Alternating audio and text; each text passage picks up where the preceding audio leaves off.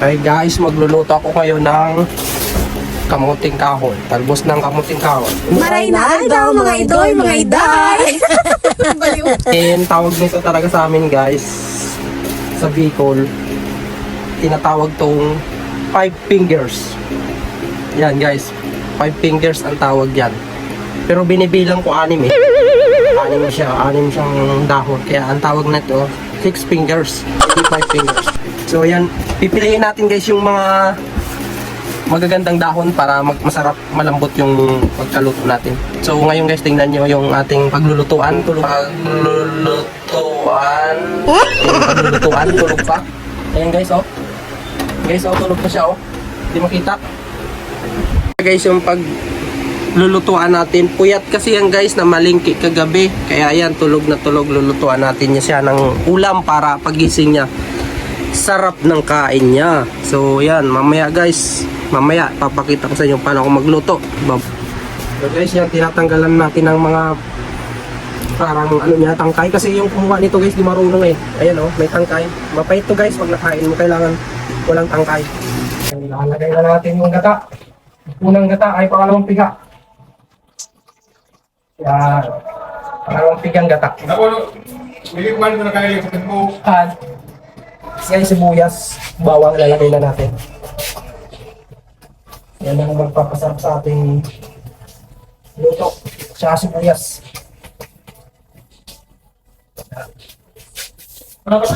Wala, diop na. Ito guys, ilalagay natin pag malapit na maluto. Yan. Siyempre, ilalagay na natin yung kamuting kahoy, yung ating 5 fingers. Pansin nyo guys, bakit ganyan? Pinggan ko yan. Pero babalikin sa dati pag nakasipsip ng gata.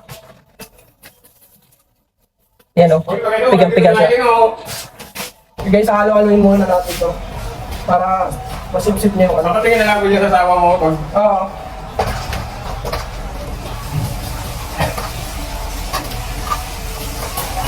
Isa nga lang ilagay natin yung pang-unang piga kasi natuyo na agad. Nasipsip niya yung tubig. Nawala kagad yung pangalawang piga guys, natuyo, sinipsip kagad kasi di ba pinigyan natin. Eh kailangan natin ilagay yung unang piga.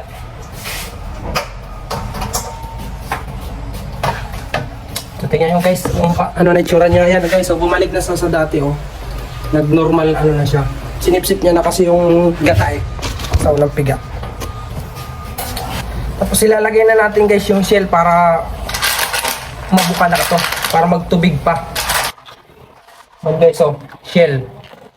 Alaan. Pero karang-karangan to sa amin.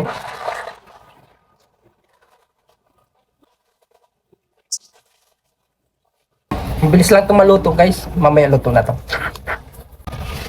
So ngayon guys, ilalagay na natin yung unang piga para maano na. Ito na yung magpapaluto. Walang ano. Siyempre lalagyan natin guys ng magic sarap.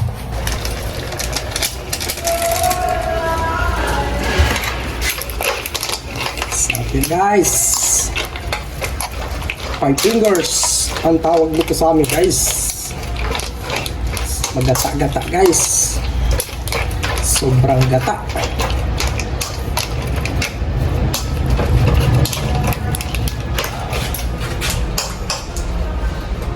So ayan na lang natin guys, kukulo yan. Mamaya, ayan lang natin kumulo. Ayan. Dahil magluluto tayo, magbe-break time, coffee break muna tayo guys. Sarap. Kape. Sa umaga, alas 10 na pala, tanghali na.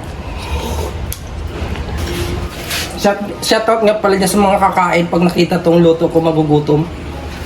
Lalo na kung taga Bicol at narito ka sa Manila, siguradong mamimiss mo ang talbos ng kamuting kahoy. Sarap. So, tapos after nito guys, may bago pa tayong lulutuin. Mamaya, panggabi naman. Chef. Guys, malapit na maluto ang ating niluluto. Mamaya, magbabak-bak na!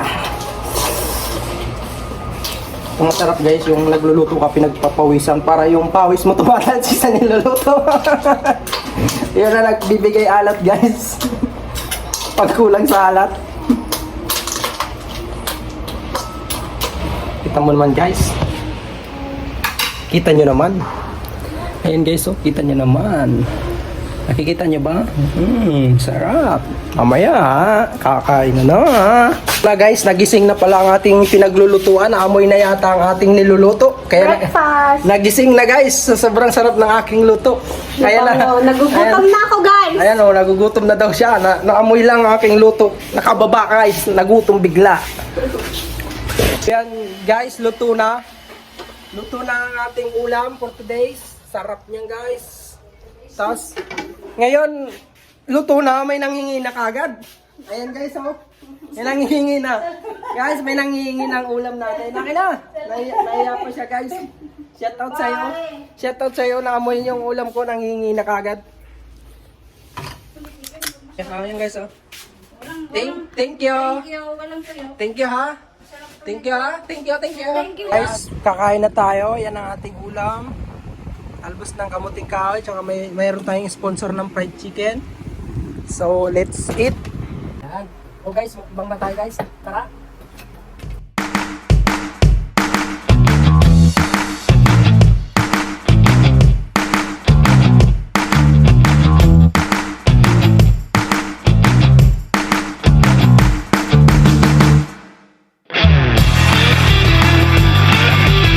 Maraming salamat sa panonood. Bye-bye!